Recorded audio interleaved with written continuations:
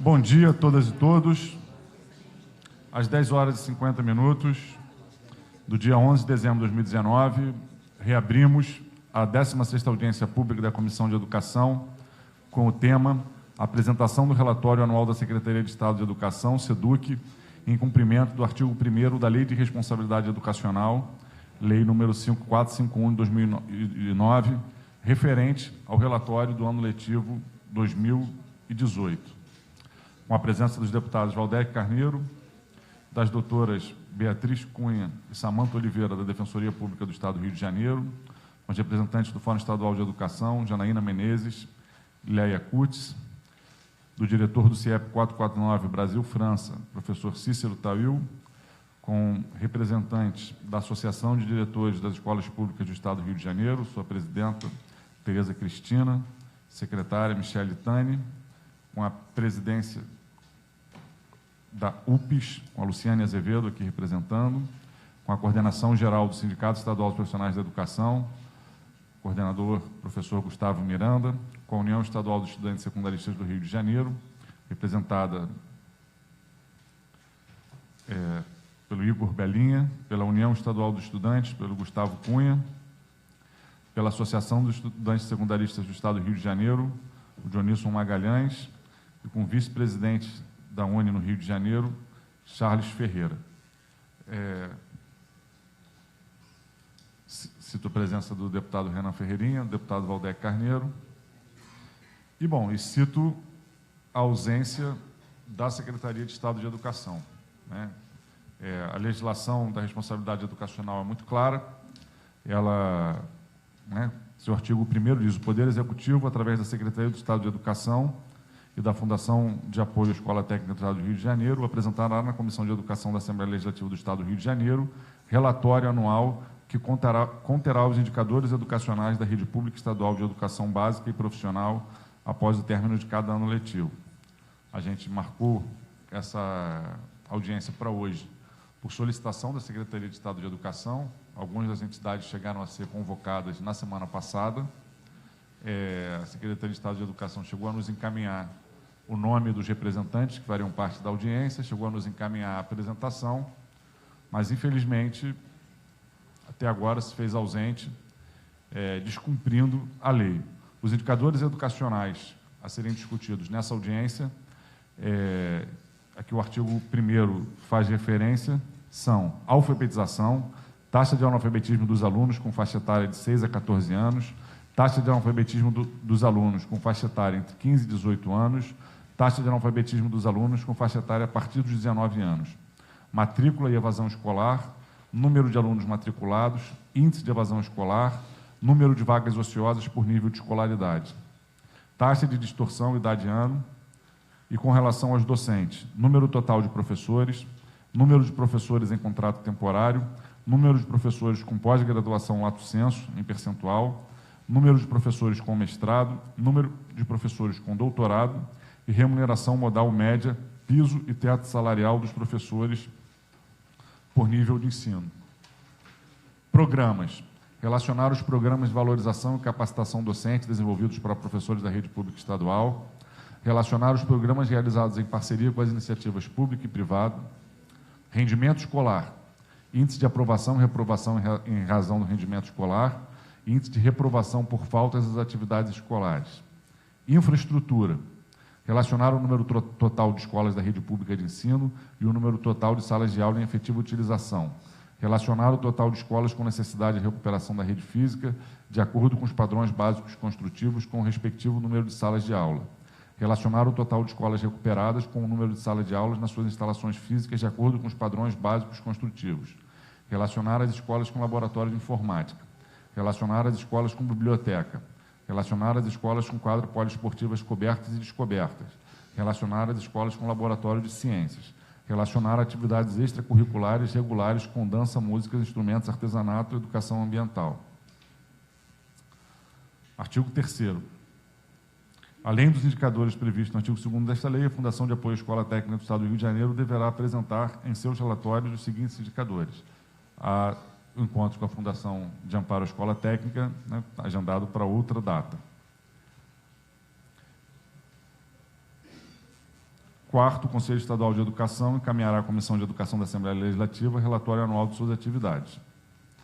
Então, esses são os parâmetros. A gente, no início do ano, em diálogo com a Secretaria de Estado de Educação, resolveu não fazer o balanço anual de 2018 no início do ano letivo, porque a Secretaria estava em fase de transição.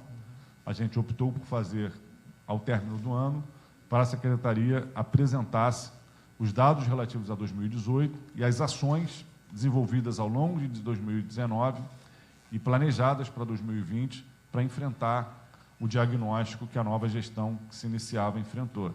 Destacamos que não era só uma nova gestão na Secretaria de Estado de Educação, era uma nova gestão à frente do governo do Estado, então era uma transição em bases mais profundas, por isso a opção por fazer essa audiência pública no segundo semestre.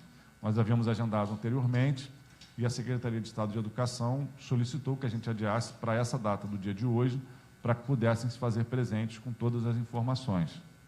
Infelizmente, não se fizeram presentes, então, imediatamente após essa audiência, nós vamos notificar o Ministério Público para que o secretário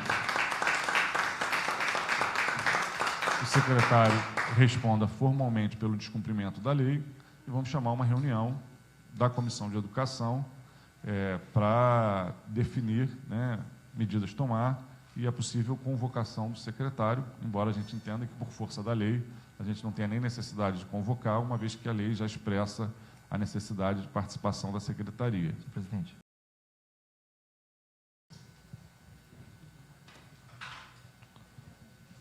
Bom dia a todos.